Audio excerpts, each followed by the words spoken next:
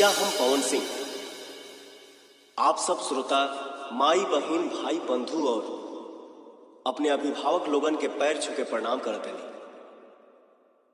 आप सब के आशीर्वाद और माई के कृपा से हमके नया जीवन मिलल, ये आप सबके पता हुई।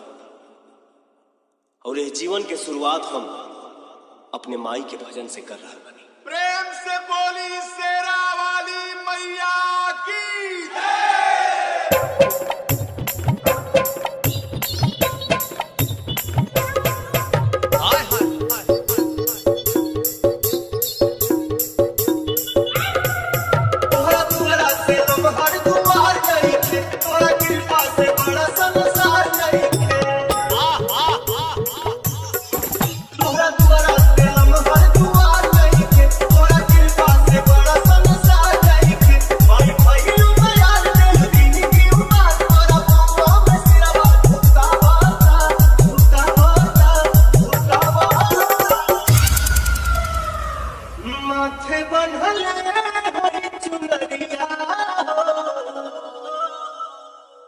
तोहरे दया से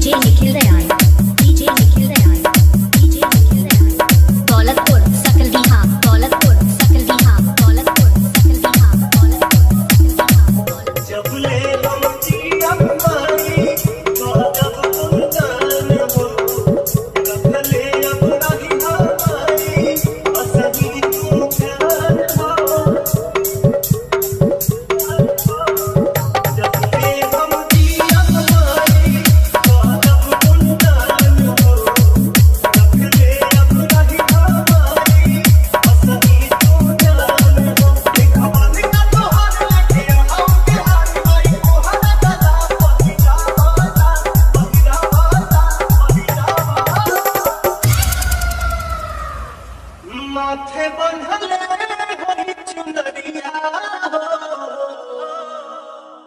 तोहरे दया से डीजे निखिल दयाल दौलतपुर सकलदीहा डीजे निखिल दयाल